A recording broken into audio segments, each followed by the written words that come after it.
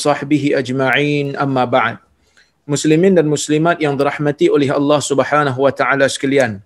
Alhamdulillah pada malam ini kita dapat bersama-sama berhimpun sekali lagi untuk kita sambung semula perbincangan kita berkaitan dengan kitab Al-Adabul Mufrad karya Al-Imam Al-Bukhari rahimahullah.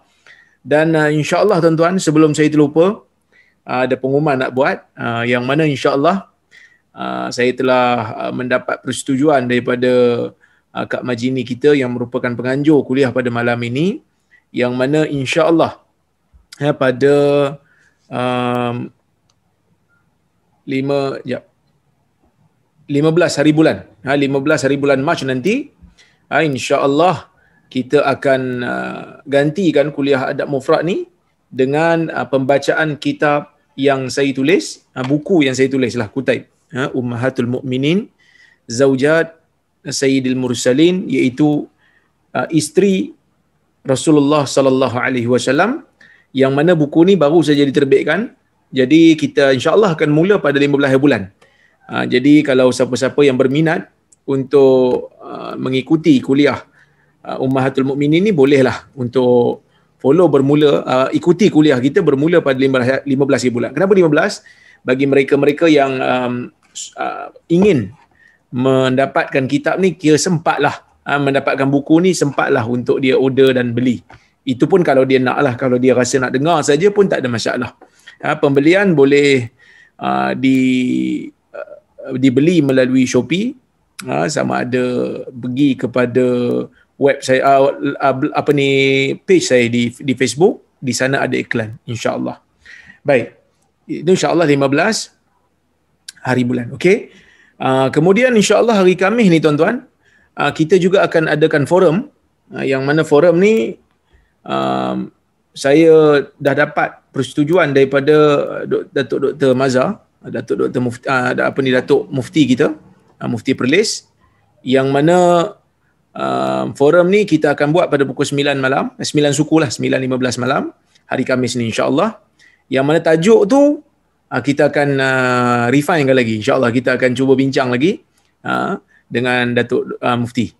Belum dapat persetujuan yang final lagi, tapi secara awalnya, secara dasarnya beliau telah bersetuju untuk bersama-sama dengan saya mengadakan forum yang akan dimoderatorkan, ataupun yang akan menjadi moderator pada forum pada malam tu nanti insya-Allah saudara Amin Idris, yang biasalah menjadi moderator. Baik, insya-Allah itu pengumuman yang berkaitan dengan program-program akan datang. Baik, kita sambung kuliah kita, iaitu Al-Adabul Mufrad ni. Kita masih lagi berada pada bab yang ke-17, babu da'watil walidain, bab doa kedua ibu bapa. Kita insya-Allah hari ini akan bermula dengan hadis yang ke-33, dalam bab yang ke-17 ni, hadis yang ke-33. Kata Al-Imam Al-Bukhari rahimahullah, haddatsana Ayyash ibn al-Walid qala haddatsana Abdul A'la qala haddatsana Muhammad ibn Ishaq an Yazid bin Abdullah ibn Qusayt an Muhammad ibn Shurahbil akhi bani Abdiddar an Abi Hurairah radhiyallahu anhu qala sami'tu Rasulullah sallallahu alaihi wasallam yaqul ma takallama mauludun minan nasi fil mahd illa Isa bin Maryam sallallahu alaihi wa. Jadi dia tak lamalah bersama dengan Nabi. Sebahagian hadis dia dengar daripada Nabi, sebahagian lagi dia dengar daripada sahabat yang lain. Dia dengar pada sahabat yang lain yang mendengar daripada Nabi sallallahu alaihi wasallam. Yang mana kata Nabi sallallahu alaihi wasallam, sabda Nabi sallallahu alaihi wasallam, ma takallama mauludun minan nas, tidak ada pun anak-anak daripada kalangan manusia yang bercakap ketika mana mereka masih bayi, melainkan Isa anak Maryam sallallahu alaihi wasallam dan sahabat ataupun budak yang terlibat di dalam peristiwa Juraij. Nabi sallallahu alaihi wasallam ni dia cerita dalam hadis ni kepada para sahabat, kepada Abu Hurairah. Yang mana Nabi kata, tidak ada bayi daripada kalangan anak-anak manusia yang bercakap ketika mana mereka masih bayi, melainkan dalam hadis ni disebut dua orang, iaitu Isa anak Maryam. Yang ni kita semua tahulah, disebutkan di dalam Al-Quran. Allah Ta'ala menceritakan bagaimana Nabi Isa itu bercakap ketika mana berada di pangkuan Maryam, yang mana percakapan Nabi Isa telah membersihkan tuduhan yang golongan yang tidak percaya kepada kesucian Maryam. Akhirnya Nabi Isa ini diberikan oleh Allah Subhanahu wa taala dengan keistimewaan boleh bercakap ketika mana masih lagi bayi. Dan dalam hadis ni juga disebutkan tentang Juraij, disebutkan tentang budak yang dituduh sebagai anak Juraij. Tuan-tuan dan puan-puan yang rahmati Allah sekalian, sebelum saya nak masuk jauh lagi, kalau kita tengok tuan-tuan dan puan-puan ya, di dalam ayat Al-Quran dan di dalam hadis-hadis Nabi sallallahu alaihi wasallam, ada kalanya kita akan melalui kisah-kisah yang diceritakan oleh Allah, yang diceritakan oleh Nabi Muhammad sallallahu alaihi wasallam daripada kisah-kisah umat yang terdahulu. Di sini para ulama cuba untuk mencari apakah hikmah di sebalik penceritaan Al-Quran dan As-Sunnah terhadap kisah-kisah orang sebelum kita. Hadis ni ataupun Al-Quran ni bukan hanya cerita berita yang akan datang, bukan hanya cerita benda tentang kiamat, bukan hanya cerita benda tentang petanda-petanda kiamat ataupun hadis-hadis fitan, tetapi Al-Quran dan As-Sunnah juga menceritakan tentang kisah madat, tentang kisah yang berlaku sebelum daripada kedatangan Nabi Muhammad sallallahu alaihi wasallam. Jadi apa sebenarnya keistimewaan? Ya, apa sebenarnya keistimewaan kisah-kisah ni? Para ulama mengatakan di antara faedah Allah Subhanahu wa taala menceritakan kisah di dalam Al-Quran dan Nabi sallallahu alaihi wasallam bercerita tentang kisah yang ada di dalam hadis daripada kisah umat yang terdahulu, ialah at-tanawwu' fi da'wah, mempelbagaikan, at-tanawwu' fi asalibid da'wah, mempelbagaikan uslub-uslub dakwah. Yang mana tuan-tuan, uslub ni cara dan gaya, yang mana ada kalanya di dalam Al-Quran ini Allah Ta'ala memberikan arahan itu secara langsung. Ada kalanya Allah Subhanahu wa Ta'ala memberikan arahan dengan menyatakan balasan baik kepada mereka yang melakukan perkara yang disuruh. Ada kalanya Allah Subhanahu wa Ta'ala memberikan arahan berbentuk larangan dengan menyatakan balasan buruk bagi mereka-mereka yang melakukan perbuatan yang dilarang itu. Dan ada kalanya Allah Ta'ala bercerita. Begitu juga dengan Nabi sallallahu alaihi wasallam. Ada kalanya Nabi beri arahan terus.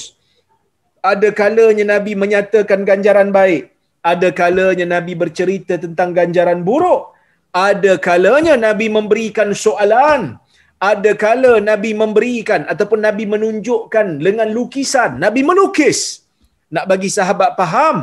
Dan ada kalanya Nabi sallallahu alaihi wasallam menceritakan kepada para sahabat untuk kisah itu diceritakan pula kepada kita supaya kita tidak merasa bosan dengan satu metod ataupun satu kaedah sahaja di dalam dakwah ini. Itu di antara hikmahnya. Di antara juga hikmahnya, Allah Subhanahu wa taala ceritakan di dalam Al-Quran kisah-kisah umat terdahulu. Nabi sallallahu alaihi wasallam cerita di dalam hadis kisah-kisah yang terdahulu. Di antara faedahnya juga ialah menguatkan jiwa pendakwah. Yang mana kita semua tahu di dalam dakwah ini ada kalanya, bukan kata ada kalanya, semestinya seseorang itu akan berdepan dengan cabaran dan dugaan demi nak memperjuangkan kebenaran. Nak cakap betul ini, nak ajak orang buat benda baik ni, mungkin cabaran dia tak begitu besar. Sebab buat baik ni, ajak orang buat benda baik, orang tak rasa benda tu sebagai ancaman sangat. Tetapi mencegah orang daripada melakukan keburukan, mencegah orang daripada melakukan kemungkaran, yang ni benda yang mungkin kita berdepan dengan cabaran dan dugaan. Inzar, memberikan amaran, membacakan ayat-ayat Allah tentang azab, membacakan hadis-hadis Nabi sallallahu alaihi wasallam tentang neraka, maka ini merupakan perkara yang akan menyebabkan kita berdepan dengan cabaran dan dugaan. Jadi bila kita berdepan dengan cabaran dan dugaan, ada kalanya orang yang mencabar kita, ada kalanya orang yang tak setuju dengan kita, dia mula labeling kita, dia mula menentang kita, dia mula fitnah kita, dia mula tuduh benda yang kita tak buat. Maka tuan-tuan dan puan-puan rahmati Allah sekalian, mungkin sebagai manusia, apabila difitnah, apabila dikutuk, apabila dihina dan dicerca ataupun diperlekehkan, manusia yang normal akan merasa berat, akan merasa sukar, akan merasa beban di dalam jiwanya. Tuan-tuan dan puan-puan rahmati Allah Subhanahu wa taala sekalian, apabila pendakwah-pendakwah ni mungkin ada rasa di dalam jiwanya berat dan beban, maka bila dia baca Al-Quran dan dia baca hadis, dia akan lalu kisah-kisah yang telah diceritakan oleh Allah di dalam Al-Quran dan diceritakan oleh Nabi sallallahu alaihi wasallam di dalam hadis, dan akhirnya orang yang merasa beban dan merasa sukar di dalam dakwah, dia akan merasa tenang kerana jalan yang dia sedang lalui itu juga pernah dilalui oleh orang-orang yang lebih baik. Bahkan cabaran yang mereka terima mungkin lebih dahsyat dan lebih teruk daripada apa yang kita lalui. Allah Subhanahu wa taala berfirman di dalam Al-Quran, dalam suratul An'am, Allah Taala kata, qad na'lamu innahu la yahzunuka alladhi yaqulun fa innahum la yukadzibunak walakinna adh-dhalimina bi ayatillahi yajhadun. Yang bermaksud, sesungguhnya kami tahu wahai Muhammad, telah masuk ke dalam jiwa kamu perasaan sedih disebabkan kaum kamu mendustakan kamu. Pada zahirnya kaum kamu kata kamu pendusta, pada zahirnya kaum kamu kata kamu pembohong. Maka sabarlah, maka tenanglah, kerana orang-orang yang zalim itu sebenarnya mereka yang degil dengan ayat-ayat Allah. Maksudnya, mereka ni tahu kamu tak menipu wahai Muhammad. Mereka percaya kamu bercakap benar. Tetapi mereka yang besar kepala, mereka degil, keras kepala dengan ayat-ayat Allah. Ayat Allah itu telah pun jelas bagi mereka-mereka yang ingin kepada kebenaran.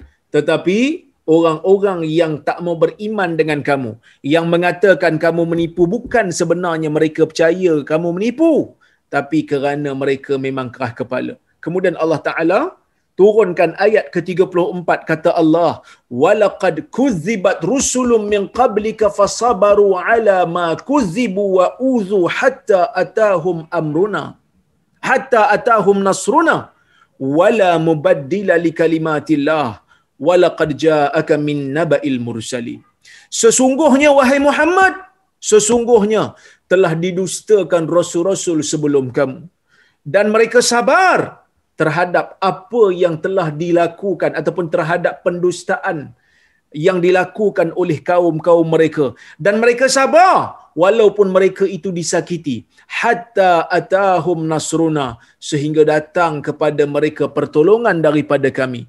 Wala mubaddila likalimatillah, tidak ada penukaran terhadap kalimat Allah, tidak ada penukaran terhadap janji Allah yang mana Allah akan memberi kemenangan kepada orang-orang yang membawa risalah yang diamanahkan kepada dia daripada Allah Azza wa Jal.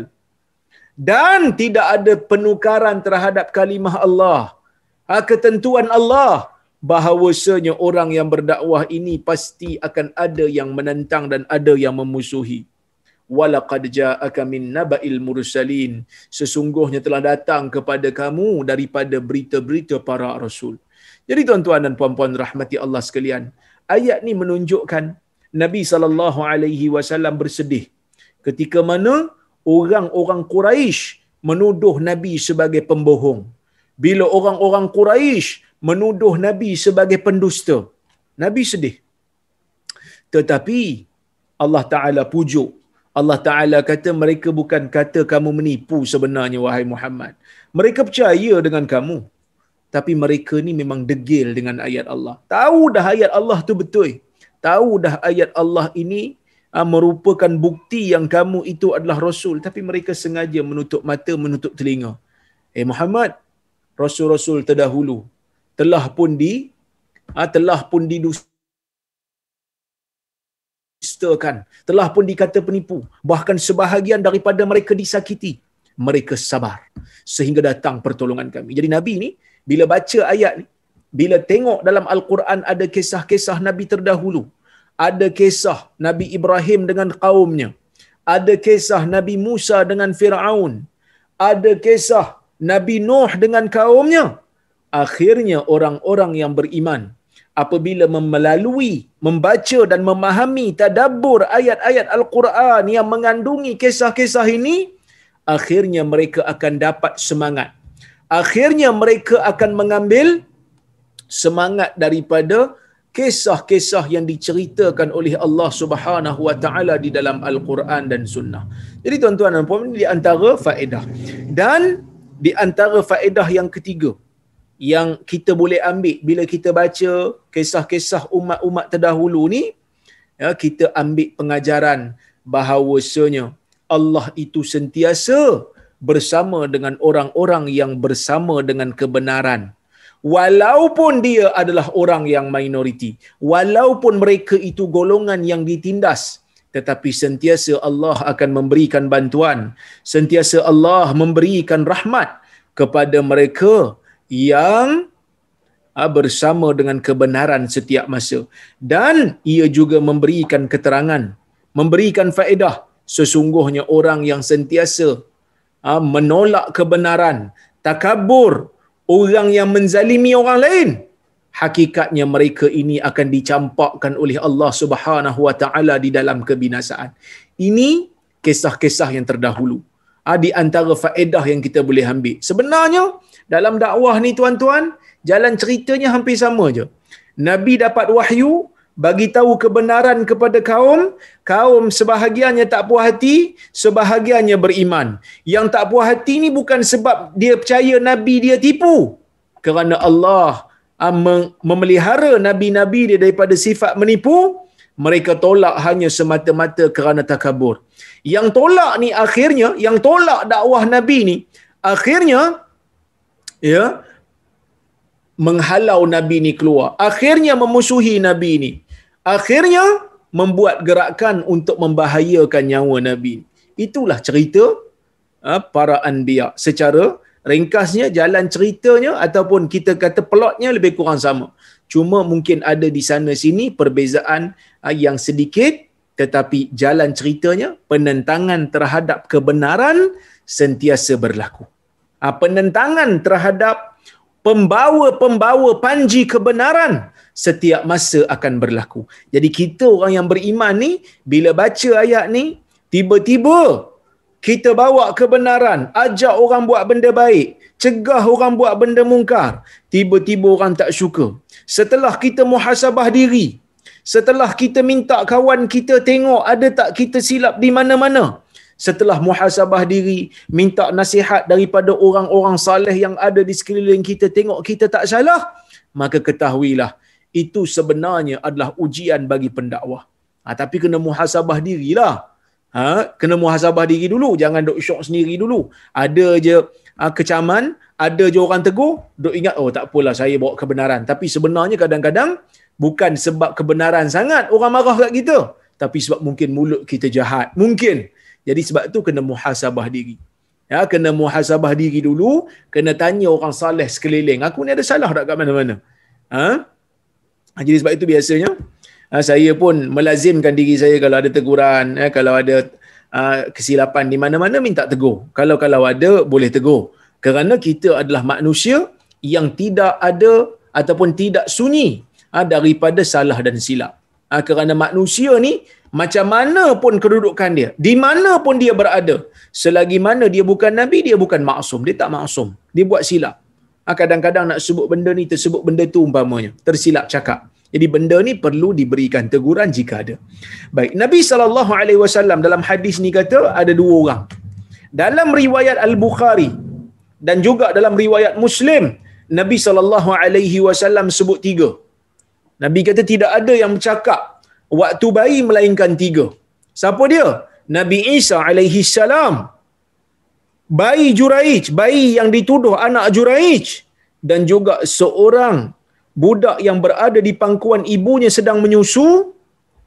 Kemudian bila ada seorang lelaki yang berpakaian elok, yang berpenampilan cantik, ibu dia tengok lelaki ni, ibu dia terpesona dan ibu kata, ya Allah jadikan anak aku macam dia.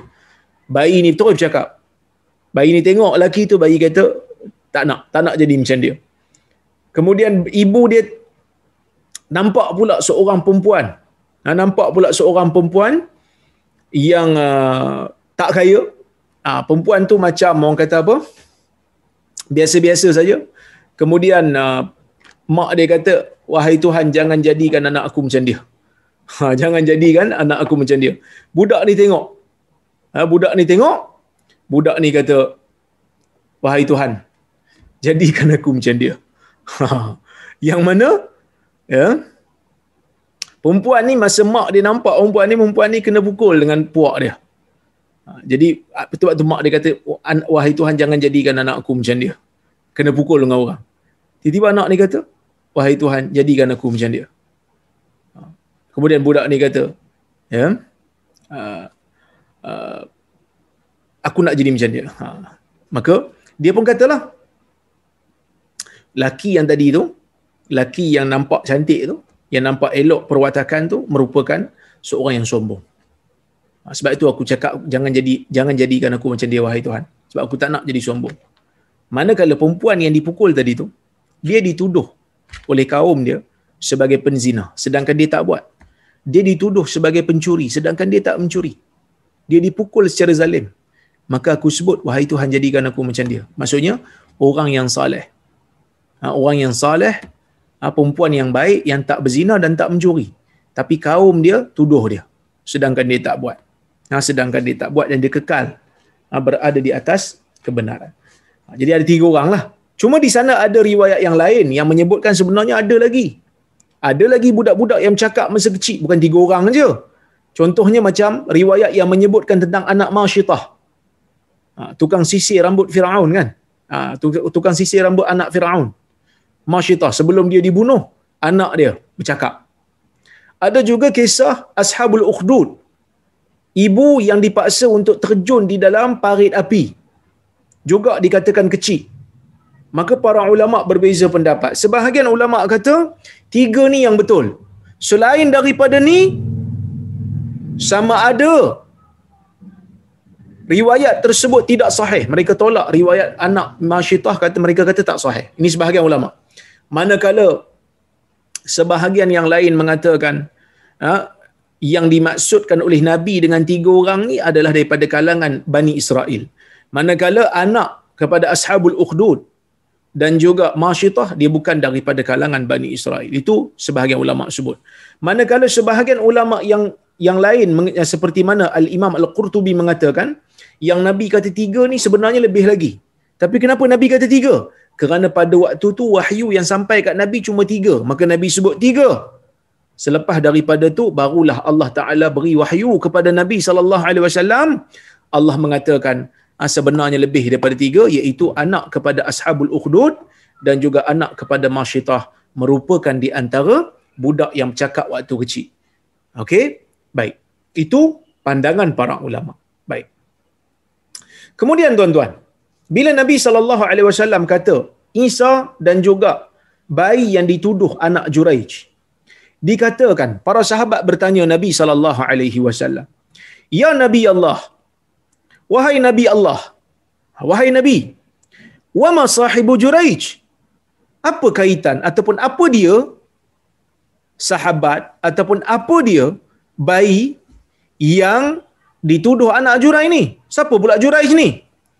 Maka Nabi SAW bercerita. Ini kisah-kisah umat sebelum ni lah. Yang mana tuan-tuan? Kisah-kisah umat sebelum kita ni dikenali dengan nama Israiliyat. Israiliyat ni ada 3 jenis lah. Yang pertama, yang mana datang dalam Quran dan Sunnah. Yang ni kita terimalah macam kisah ni. Ada satu lagi, yang mana dia datang menyanggahi Quran dan Sunnah. Bila dia menyanggahi Quran dan Sunnah, kita tolak. Kerana ia bercanggah dengan Quran dan Sunnah. Kalau ada cerita kata Nabi Isa disalib, kita tolaklah. Kerana dalam Al-Quran mengatakan yang disalib tu bukan Isa.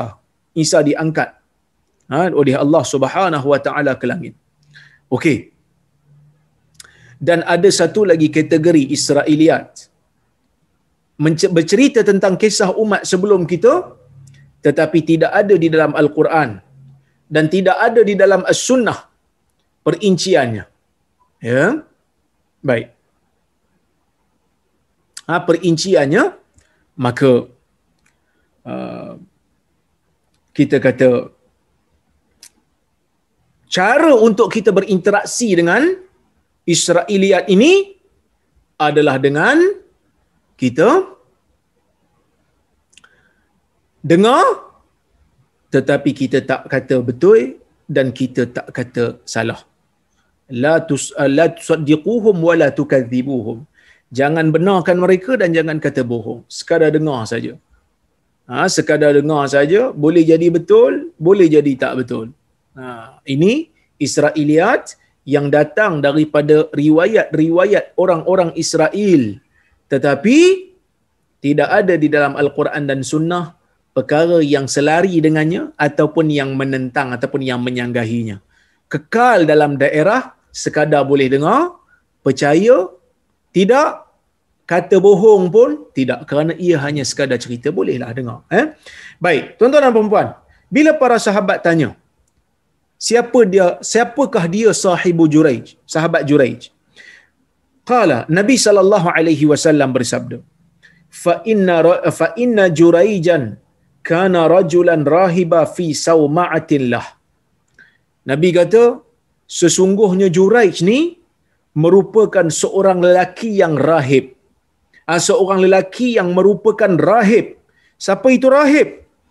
Rahib ni di zaman dulu, syariat Nabi-Nabi terdahulu, dibenarkan perbuatan ni, iaitu meninggalkan manusia, meninggalkan dunia, mengasingkan diri, duduk di dalam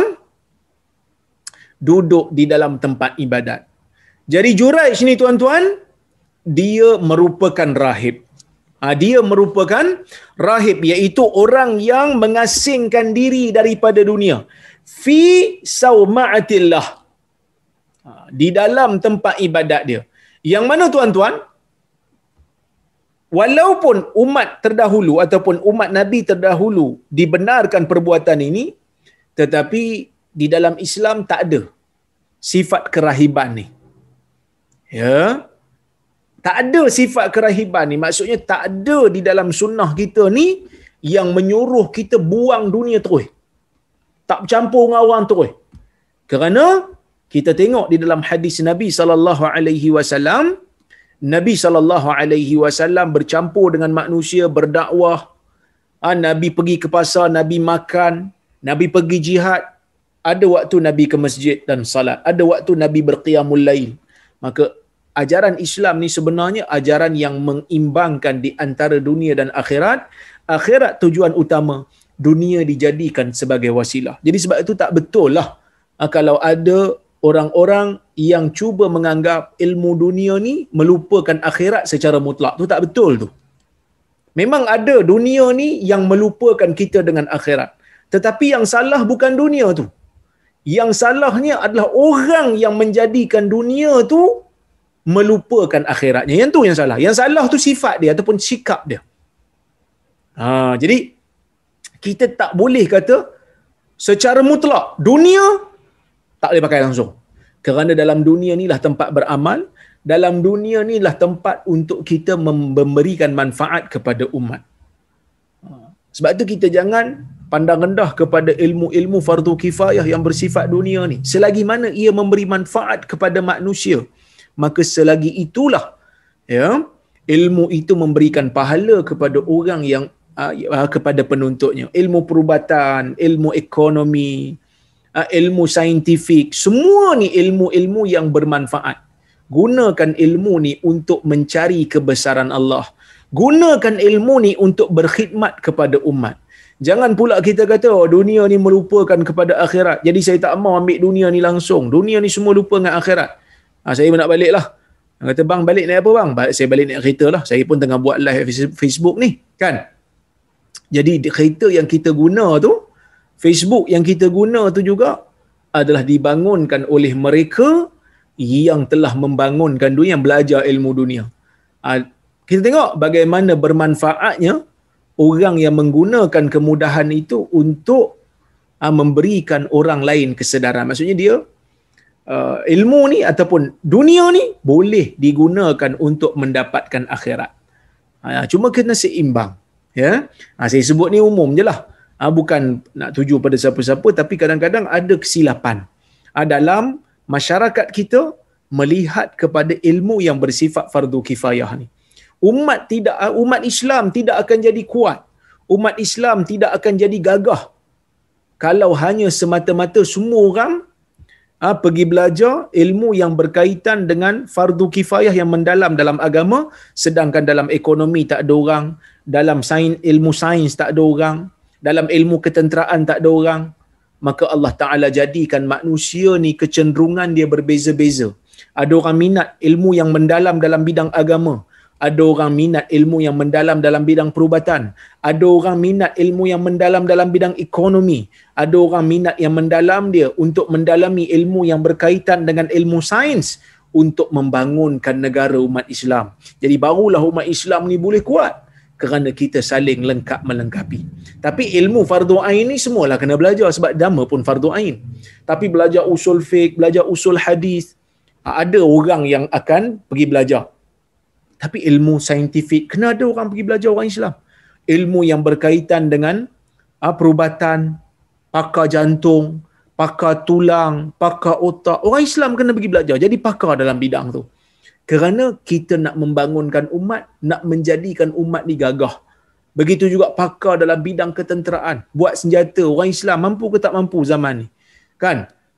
Negara yang kuat buat senjata, yang hebat dari sudut teknologi, mereka akan menguasai dunia. Jadi kalau kita kata Islam kena menguasai dunia, Islam kena rule the world, kita kena maju dari sudut ilmu agama pun kena maju, ilmu keduniaan juga kena maju. Cuma ilmu dunia dijadikan sebagai benda yang berkhidmat untuk membangunkan agama Allah Subhanahu Wa Taala. Jadi kita jangan ada pemikiran sekular. Ilmu dunia je, tak ada akhirat. Sedangkan ilmu di dalam Islam ni dia bermanfaat. Selagi mana ia bermanfaat, gunakan ia untuk mencari kebesaran Allah Subhanahu Wa Taala. Baik. Tuan-tuan dan puan-puan rahmati Allah sekalian, dia menyendiri di dalam tempat ibadat dia. Sauma'ah ni sebahagian ulama mengatakan bahawasanya Sauma'ah ni tempat yang jauh, tempat yang terasing daripada manusia. Tempat, ada yang kata tempat yang tinggi, tempat yang tinggi yang mana digunakan oleh orang zaman dulu untuk bersendirian, beribadat di situ, tak campur dengan orang, tak campur dengan orang. Jadi Juraid ini buat benda tu. Wa kana ra'i baqarin ya'wi ila asfali sauma'ati. Dan ada seorang pengembala lembu yang mana dia selalu pergi ke tempat Juraid ini tapi berada di bawah. Dia mengembala lembu. Dia duduk di kawasan bawah. Jadi mungkin tempat ibadat Juraij ni berada di atas bukit tinggi, dia berada di bawah. Wa kana imra'atun min ahli al-qaryah takhtalifu ila ar-ra'i. Dan ada seorang perempuan daripada kalangan ahli negeri dia, orang kampung dia, selalu pergi berjumpa dengan lelaki yang merupakan pengembala lembu ni. Pengembala lembu. Dia pergi. Berulang-ulang perempuan ni. Berulang-ulang pergi. Kemudian tuan-tuan, fa'atat ummuhu yauma. Tiba-tiba, ibu kepada Juraij ni satu hari datang ke tempat ibadat Juraij. Maka dia pun panggil, ya Juraij, wahai Juraij, mak dia panggil. Wa huwa yusalli. Waktu mak dia panggil, Juraij ni berada dalam keadaan sedang salat. Faqala fi nafsi. Maka dia pun kata pada diri dia, wa huwa yusalli, ummi wa salati.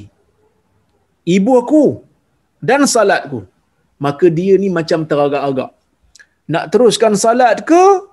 Nak sahut panggilan ibu ke? Mak dia panggil ni. Maka bila dia cakap macam tu, cuma para ulama dia bahas juga, dia kata macam mana Juraij boleh cakap dalam solat ni? Kalau tengok dalam riwayat Bukhari ni, faqala fi nafsi, dia bercakap dalam hati dia. Maksudnya dia bukan bercakap dengan mulut dia. Kerana dalam solat tak boleh cakap. Dia cakap pada diri dia, maksudnya dia cakap dalam jiwa dia ataupun dia cakap dalam hati dia. Ada juga yang kata bercakap dalam hati tu, bercakap pada diri tu memang bercakap dengan lidah lah.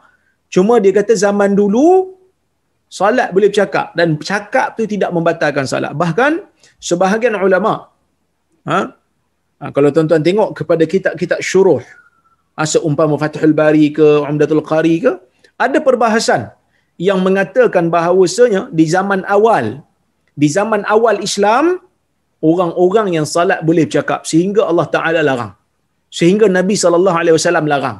Inna hadhihi salah la yasluh fiha syai'un min kalamin nas. Innama hiya tasbih wa takbir wa qiraatul Quran. Atau kama qala Rasulullah. Yang mana Nabi SAW pernah menegur seorang sahabat. Nabi kata, salat ni tak boleh bercakap. La yasluh fiha syai'un min kalamin nas. Tak wajar di dalam salat ni kita buat sesuatu pun daripada cakap-cakap manusia. Cakap tak boleh dalam salat. Innama hiya takbir. Kerana salat ni adalah takbir. Sesungguhnya dia adalah zikir. Sesungguhnya dalam solat ni zikir, takbir dan juga bacaan Al-Quran. Jadi tuan-tuan dan puan-puan rahmati Allah sekalian, mungkin pada waktu ni Juraij ni dia bercakap dengan lidah dia, waktu tu ataupun syariat dia tidak menggalakkan ataupun tidak menghalang bercakap dalam solat. Tapi kita kalau sekarang ni kita salat dan kita bercakap, batal lah solat kita. Tak boleh. Ummi wa salati. Ibuku dan salatku. Fara'a ayyu'thira fi salat. Ayyu'thira salatahu. Kemudian dia buat keputusan, dia nak mendahulukan salat dia. Dia nak mendahulukan salat dia. So dia pun teruskan salat. Dia dengar mak dia panggil, tapi dia teruskan salat. Summa saraqat bihi tsaniyah. Kemudian mak dia panggil kali kedua. Juraij, mak dia panggil kali kedua. Faqala fi nafsi. Maka dia pun kata pada diri dia sendiri, ummi wa salati. Ibuku panggil, aku tengah salat. Fara'a ayyu'thira salatah.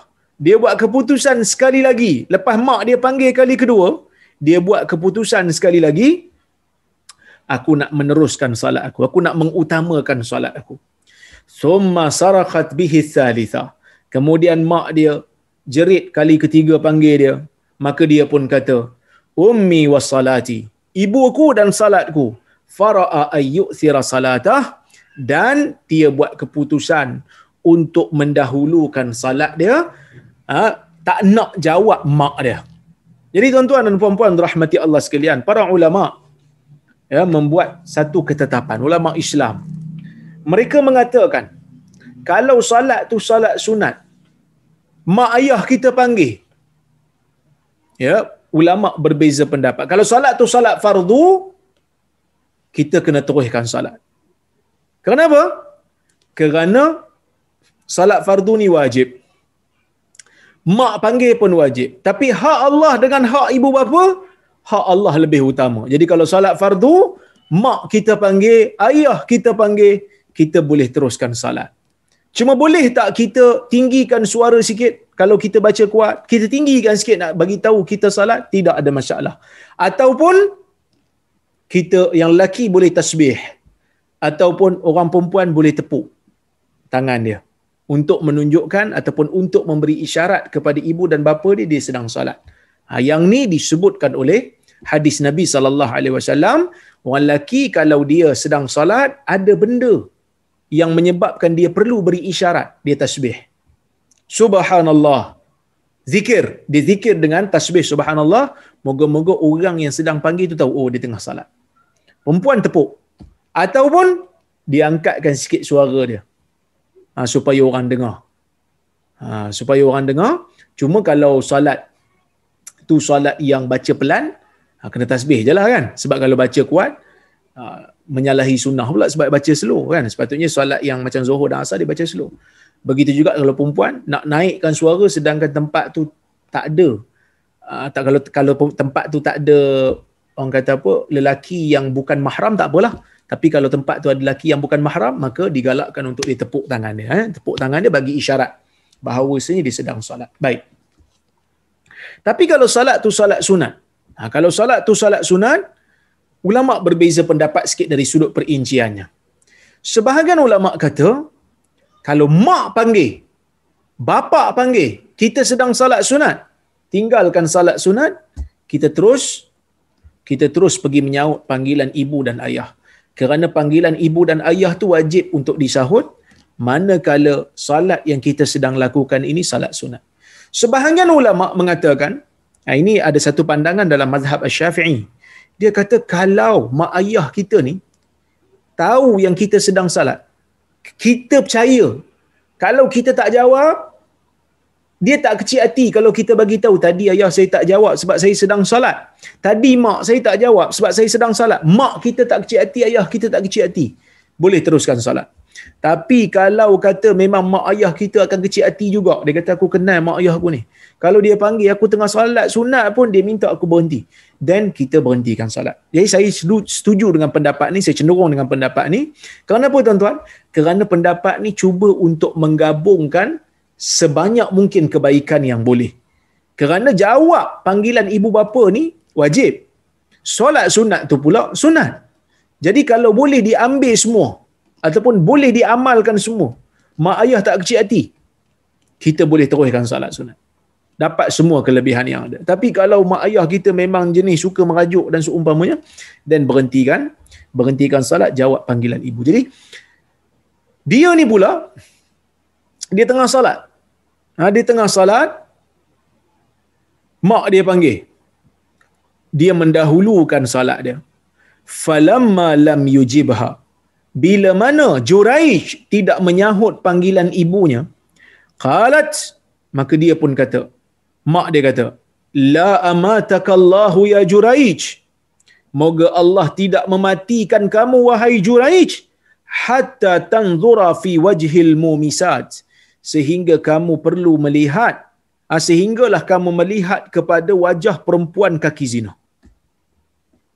Perempuan kaki zina. Baik. Mak dia doa. Summan sarafat. Kemudian mak dia beredar.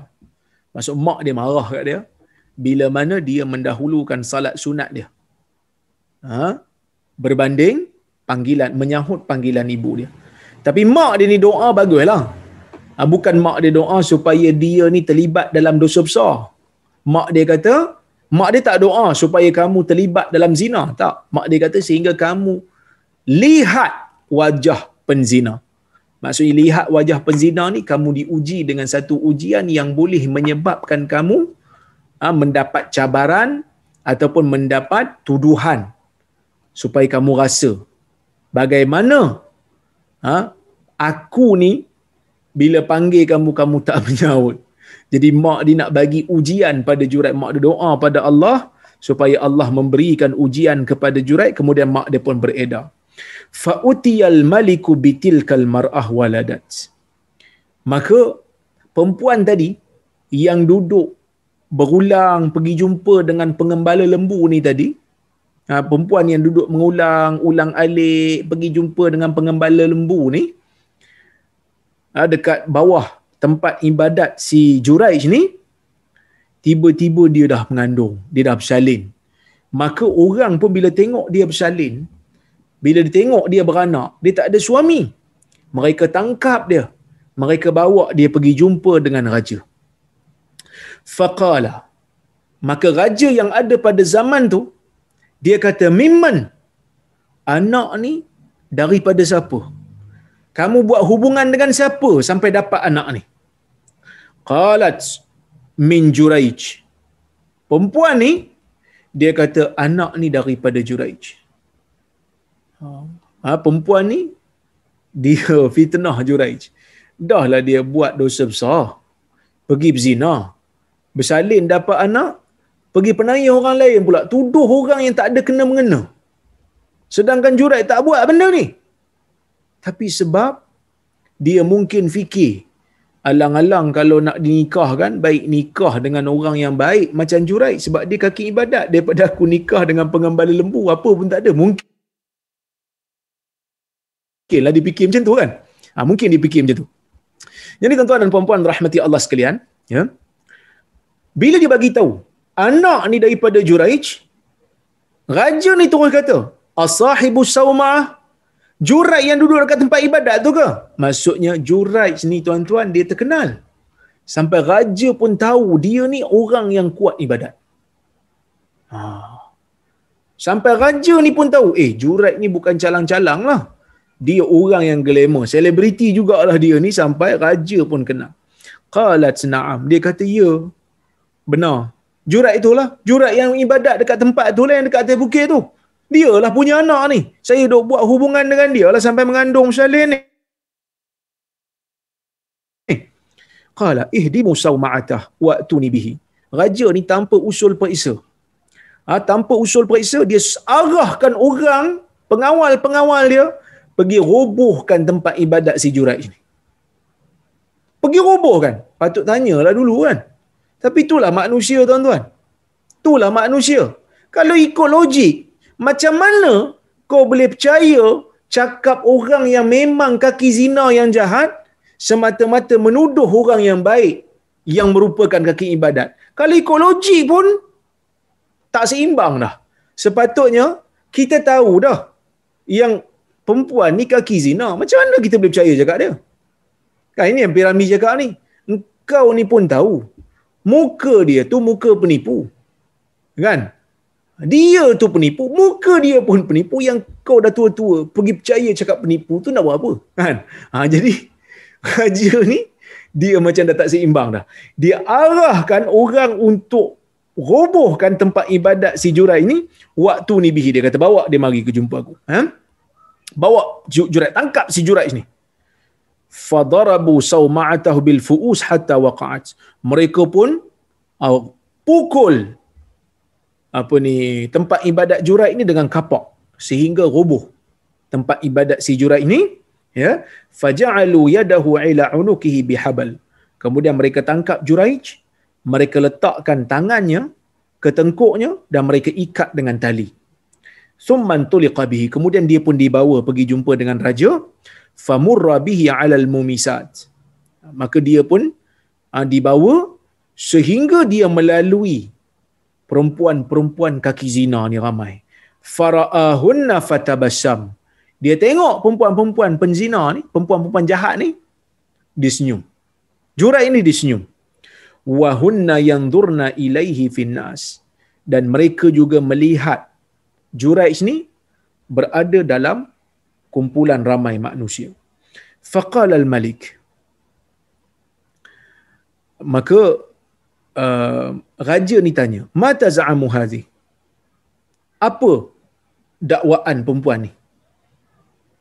Apa perempuan ni cakap ni? Dia tanya Juraij. Juraij pun kata, mata za'am, perempuan ni kata apa? Perempuan ni dakwa apa? Aku tak tahu apa-apa ni. Gitulah. Qala taz'am anna waladaha mink, dia mendakwa anak yang dia bersalin tu, anak yang dia kandungkan dan anak yang dia lahirkan tu daripada kamu wahai Juraij. Dia kata, ya, daripada kamu, anak kamu. Okey. Maka Juraij pun tanya pada perempuan ni, anti taz'amin? Kamu dakwa macam tu? Kamu tuduh aku macam tu? Qalat na'am. Maka perempuan ni kata, ya. Maka Juraij pun tak tanya dah perempuan ni, sebab Juraij tahu perempuan ni bohong. Sebab dia tak ada kaitan dengan anak perempuan ni. Dia pun tanya kepada orang yang berada di situ, aina hadzal saghir? Mana budak tadi? Mana budak yang dikata sebagai anak aku tu?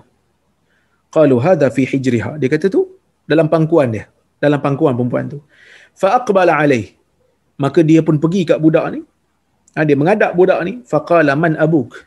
Dia tanya dekat budak tu, yang kecil ni, yang baru lahir ni, siapa bapakmu? Qala ra'il baqar. Bapa aku adalah pengembala lembu. Maksudnya pengembala lembu yang perempuan ni duk ulang alik dulu ni sampai dah berzina dah, sampai mengandung, sampai bersalin. Qala al-malik. Raja ni kata, ana ja'alu sawma'ataka min dhahab? Inginkah kamu kalau kami benakan semula tempat ibadat kamu daripada emas? Qala la. Dia kata tak mau. Maksudnya raja ni dah malulah, sebab pergi robohkan tempat ibadat tanpa siasat, tanpa tanya. Dia dah sedar dah, oh, aku salah menuduh orang ni. Oh, aku salah duk robohkan orang punya tempat ibadat. Dia ni memang orang baik. Kan? Baik. Maka dia pun buatlah tawaran. Kata tak apa, jangan susah hati. Nak tak kalau aku bina semula engkau punya tempat ibadat ni dengan emas? Qala la. Dia kata aku tak mau. Qala min fiddah? Kalau aku bina daripada perak? Qala la. Dia kata aku tak mau. Qala fama naj'aluha? Kalau macam tu kami nak buat macam mana balik? Macam mana kami nak bina semula tempat ibadat engkau ni wahai Juraij? Kata Juraij, lurudduha kama kanat. Bina dia semula seperti mana asal. Macam mana aku bina? Macam itulah korang bina dia balik. Tak payahlah nak pergi bina dengan emas. Tak payah nak pergi bina dengan perak. Sebab aku cuma nak binaan yang asal seperti mana aku bina, maka seperti itulah korang perlu binakan semula. Qala famal ladzi tabassamt? Dia kata, bina seperti mana asal. Kemudian raja ni tanya, tadi aku nampak masa kamu lalu, tadi kamu tersenyum. Aku nampak kamu tersenyum. Apa sebab kamu tersenyum tadi? Kan dia lalu tadi, nampak wajah-wajah perempuan yang jahat, dia senyum. Jadi raja pun nampak dia senyum, raja tanya, apa yang menyebabkan kamu tersenyum? Dia kata, amran araftuhu, aku tersenyum kerana perkara ini, kerana satu perkara yang aku tahu. Apa dia? Adrakatni da'watu ummi. Aku telah terkena doa ibuku. Yang mana? Summa akhbarahum. Kemudian dia bagi tahu kepada mereka apa yang mak dia doa. Mak dia doa supaya dia ni diuji sehingga terlihat wajah perempuan-perempuan yang jahat. Jadi tuan-tuan dan puan-puan rahmati Allah sekalian, hadis ni bagi tahu kepada kita tentang kepentingan besarnya, ya, hak ibu bapa, sehingga kan syarak mengarahkan kita untuk mendahulukan seruan mereka berbanding salat sunat. Kalau mereka kecil hati, kita tak menyaut, batalkan salat sunat, sahut seruan ibu dan bapa. Itu yang pertama. Yang kedua, isbat karamatil awliya wa huwa madhhabu ahli sunnah. Hadis ni menunjukkan tentang karamat. Karamat bagi orang-orang yang saleh di kalangan orang-orang yang beriman kepada Allah. Juraij mendapat karamah.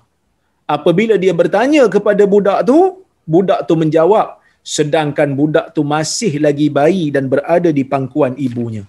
Dan ini merupakan karamah yang Allah Ta'ala sediakan bagi orang-orang yang saleh untuk membantu mereka melepaskan diri mereka daripada kezaliman. Ya?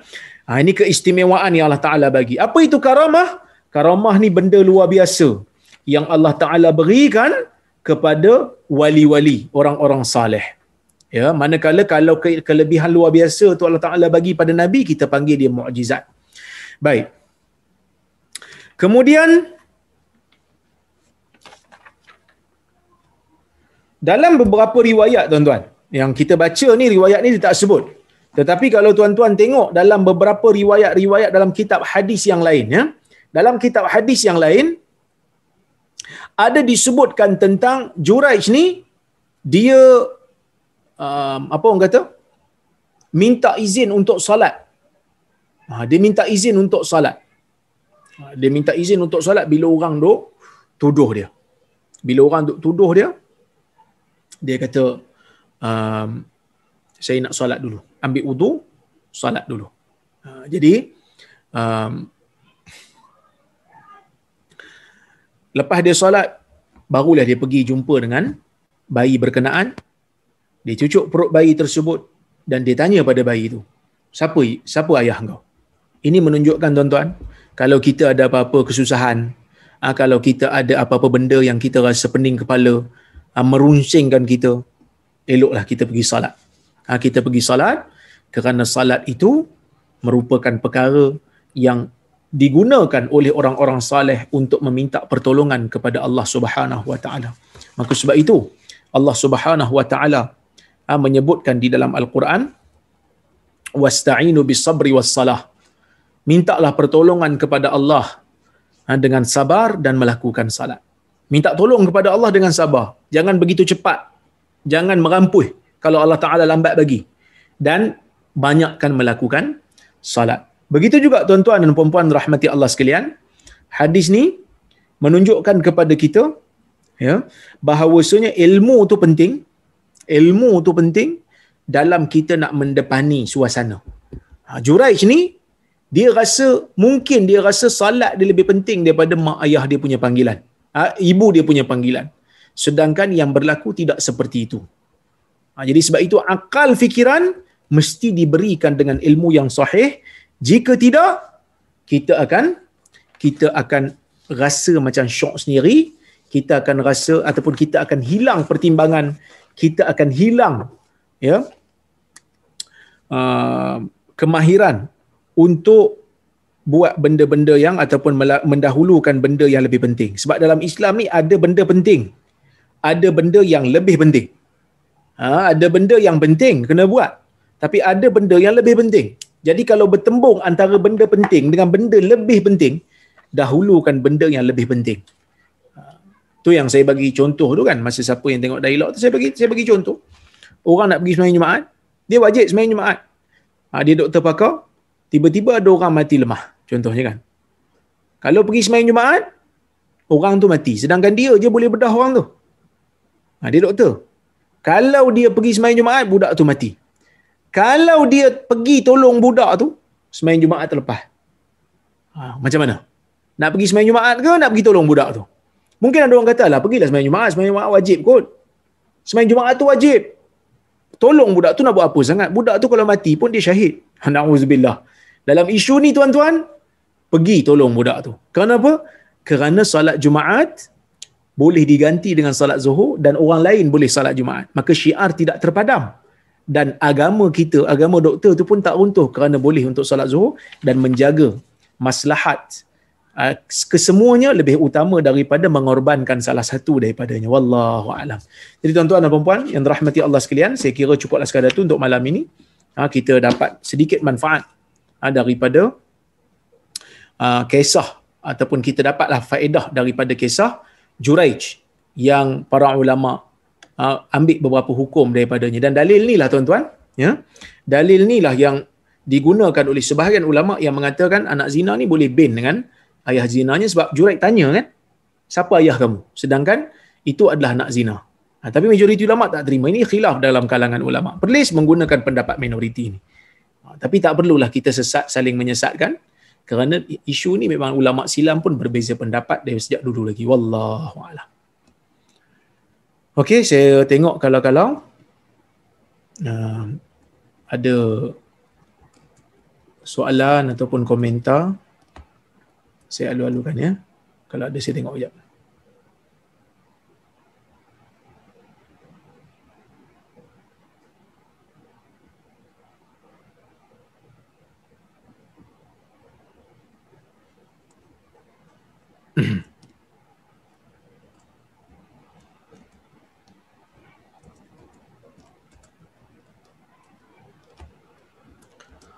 Okey.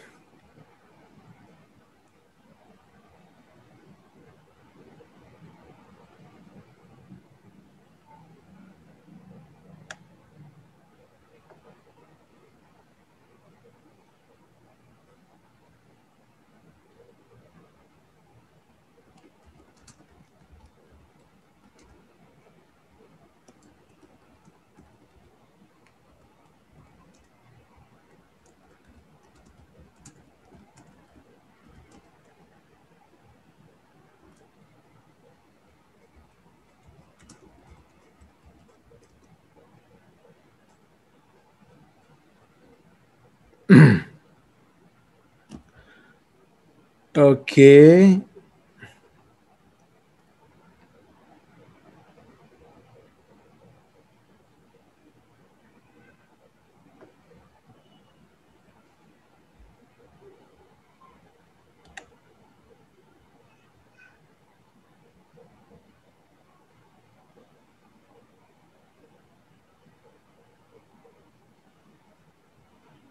Salam Dr. Waalaikumsalam. Adakah Juraij terkena fitnah kerana doa ibu? Cerita ini mempunyai implikasi bahawa doa ibu waktu marah dimakbul oleh Tuhan. Dengan itu ibu-ibu kena berhati-hati. Ya. Sebab itu kita baca dalam bab doa bagi kedua ibu bapa. Doa kedua ibu bapa terhadap anak dia. Ya, doa kedua ibu bapa terhadap anak dia ni makbul. Tapi dengan syaratlah saya sebut dalam kuliah yang lepas, yang mana doa tersebut dimakbulkan kalau tidak ada dosa padanya dan tidak ada pemutusan silaturahim. Itu kalau katalah ibu dia yang jahat, ibu dia yang melampau dalam doa, maka pada waktu tu tidak dimakbulkanlah. Tapi kalau ibu dalam kes ini memang Juraij bersalah. Ibu dia kecil hati dengan Juraij, ya. Wallahu a'lam.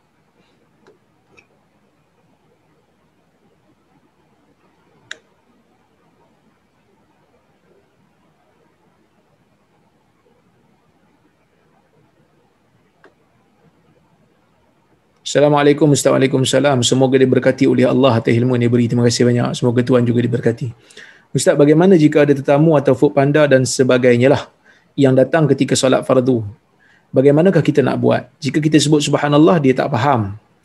Mohon pencerahan daripada Ustaz. Okey, kalau pertama saya sebutlah tadi, subhanallah dia tak faham kan?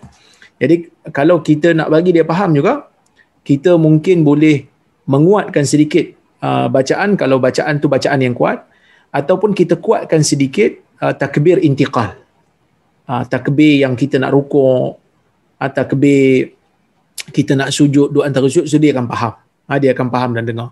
Cuma orang yang orang yang datang ke rumah orang lain ni, dia kena aware lah. Kalau lambat sikit buka, tiba-tiba dengar suara ada Allahu Akbar tu, mungkin di tengah salat lah tu kan. Jadi kita kena aware lah supaya tak membebankan orang yang sedang bersalat, salat fardu tersebut. Wallahu a'lam. Assalamualaikum Dr. Waalaikumsalam. Kuliah buku Ummahatul Mukminin ni diadakan secara mingguan ke? Ya, insya-Allah secara mingguan. Kita akan baca sehingga habis, lepas tu baru kita mula balik dengan adab mufrad. Ya, baik.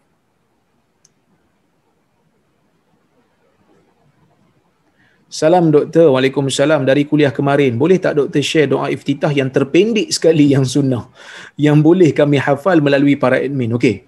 Yang banyak sebenarnya doa iftitah ni, tapi yang senang lah, yang biasa sebenarnya kita baca, yang pendek adalah yang ni. Sekejap, saya kongsikan ya.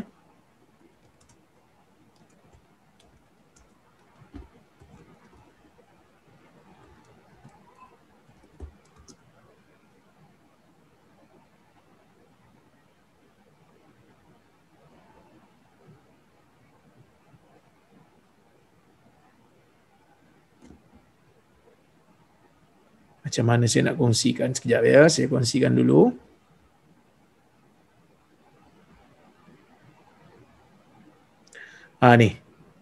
Ni di antara doa iftitah yang mudah untuk kita hafal, ya. Ada sebahagian panggil doa istiftah, ya, dalam Sahih Muslim. Boleh print screen, ya. Bacaan dia Allahu akbaru kabira walhamdulillahi katsira wa subhanallahi bukratan wa asila. Itu cukup dah, dapat pahala sunnah. Allahu akbaru kabira walhamdulillahi katsira wa subhanallahi bukratan wa asila. Ada lagi yang pendek. Ya, ada lagi yang pendek.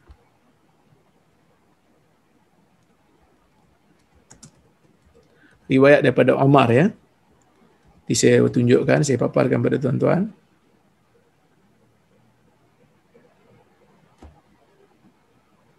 Dalam Sunan Nasa'i daripada Abi Sa'id, Nabi SAW, tapi sebenarnya riwayat daripada Nabi itu ada perbahasan sedikit daripada Umar sebenarnya. Nabi baca atau Umar baca subhanakallahumma wa bihamdik tabarakasmuk wa ta'ala jadduk wa la ilaha ghairuk. So ni di antara bacaan yang sunnah yang pendek. Subhanakallahumma wa bihamdik tabarakasmuk wa ta'ala jadduk wa la ilaha ghairuk. So ni di antara doa-doa iftitah ataupun istiftah yang kita boleh amalkan. Yang pendek je.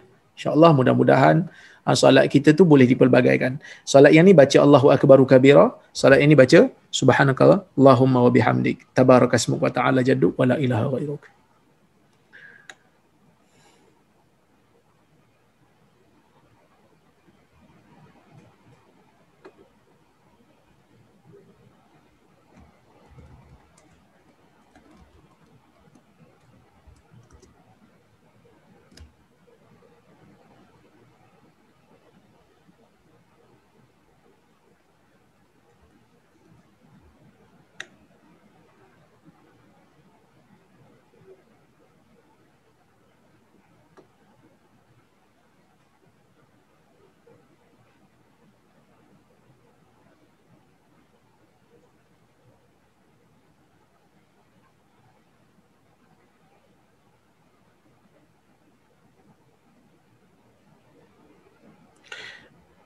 Okey. Assalamualaikum Dr. Waalaikumsalam. Benarkah tidak sah jika kita wasiatkan harta kepada anak-anak? Sebaliknya sah diwasiatkan kepada orang lain. Benarkah begitu? Mohon pencerahan. Dalam hadis Nabi SAW menyebutkan la wasiyata liwaris atau kama qala. Tidak ada wasiat bagi waris. Tetapi larangan untuk melakukan wasiat kepada waris ini supaya memberikan keadilan kepada waris-waris yang lain. Sebab waris ni dia dapat bahagian daripada harta pusaka. Jadi kalaulah kata dapat wasiat lagi, dapat faraid lagi, dia menimbulkan ketidakadilan, boleh menimbulkan pergaduhan sesama waris. Jadi sebab itu majoriti ulama berpandangan kalaulah seseorang yang nak meninggal dunia, sebelum meninggal dunia dia wariskan ataupun diwasiatkan kepada waris, kalaulah kata wasiat itu tak sampai kepada sepertiga ataupun tak lebih pada sepertiga dan waris-waris yang lain bersetuju. Waris yang lain yang bersetuju tu mesti yang baligh dan berakal ya. Kalau ada yang tak baligh dan tak berakal, dia punya persetujuan tak dikira ya. Jadi kalaulah waris yang lain bersetuju dikira barulah dilaksanakan. Kalau ada sebahagian setuju, sebahagian tak setuju, kita ambil wasiat tu daripada bahagian yang bersetuju, yang tak bersetuju kita tak ambil bahagian wasiat tu untuk diberikan kepada waris.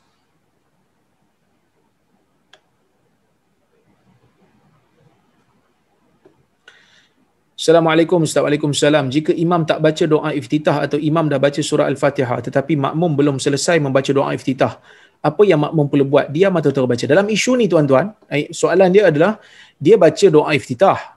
Dia baca doa iftitah, lepas tu imam dah baca Fatihah. Bacaan Fatihah imam tu kuatlah. Solat maghrib ke, solat isyak ke, solat subuh ke, bacaan imam tu kuat. Dia tak habis baca iftitah lagi. Imam dah baca Fatihah. Jadi adakah dia perlu stop bacaan iftitah dan dengar bacaan imam ataupun dia kena teruskan? Dia boleh untuk teruskan. Bila dah habis baru dia dengar bacaan imam. Dalam isu ni ulama ada dua pendapat. Pendapat yang pertama, pendapat yang mengatakan kalau imam dah baca kuat, kita masih lagi baca iftitah, kita boleh baca terus. Teruskan. Teruskan bacaan sehingga habis. Lepas tu baru dengar bacaan imam. Ini pendapat yang pertama. Pendapat yang kedua, mereka kata kalau imam telah membaca kuat, maka kita perlahankan ataupun kita stop baca. Kerana di dalam hadis Nabi SAW mengatakan wa idza qara'a fa ansitu. Apabila imam membaca hendaklah kamu diam. Jadi dua-dua ni sebenarnya ada dalil. Kenapa yang kata yang tadi, yang awal tadi kata boleh terus baca walaupun imam dah baca, dia kata bacaan makmum kalau dia diam dengar bacaan imam, bacaan makmum tu ada ganti. Apa gantinya? Gantinya adalah bacaan imam tu. So makmum tak baca, dia dengar bacaan imam. Gantian dia adalah bacaan imam. Tapi kalau iftitah, kalau dia tak baca, tak ada siapa yang ganti. Tak ada siapa yang ganti. Itu pendapat yang pertama tadi. Saya cenderung pada pendapat yang kedua ni, wallahu a'lam. Tapi kalau katalah dia nak ikut pandangan pertama, no problem. Kerana isu ni adalah isu ijtihad.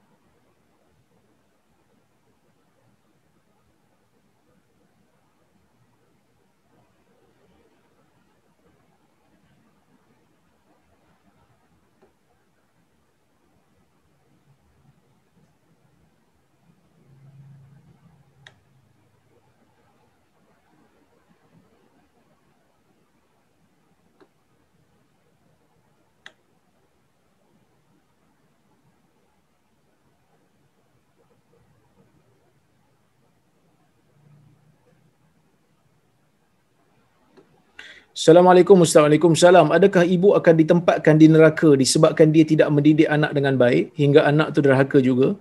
Kalau ibu cuai dalam tanggungjawab kepada anaknya dalam mendidik, maka dia akan dipertanggungjawabkan oleh Allah Subhanahu Wa Taala. Tetapi kalau dia dah buat yang terbaik, cuma anaknya yang degil, anaknya memilih untuk menjadi orang jahat, maka ibu tidak ada kaitan ataupun ibu tidak akan dipertanggungjawabkan. Tapi ibu yang cuai ni, adakah dia masuk dalam neraka confirm? Wallahu alam, kita tak tahu. Kerana ahli sunnah mengatakan sesiapa yang melakukan dosa maka dia berada di tahtal masyiah. Dia berada di bawah kehendak Allah. Jika Allah ingin, maka Allah Taala boleh azab dia. Jika Allah Taala ingin, Allah Taala boleh ampunkan dia. Itu pun kalau dia punya amalan baik yang lain tak adalah. Tapi kalau amalan baik yang lain ada, akan ditimbang dan berat belah baik, maka dia akan dimasukkan di dalam syurga juga, kerana banyak lagi amalan-amalan baik yang dilakukan. Jadi kita ni, kalau kita lah kata dah banyak buat kesilapan waktu muda kita umpamanya, banyak kan melakukan kebaikan untuk menebus balik kesilapan ataupun kesalahan yang kita buat waktu muda. Innal hasanat yudhhibna sayyi'at. Kerana kebaikan akan memadam keburukan. Wallahu a'lam.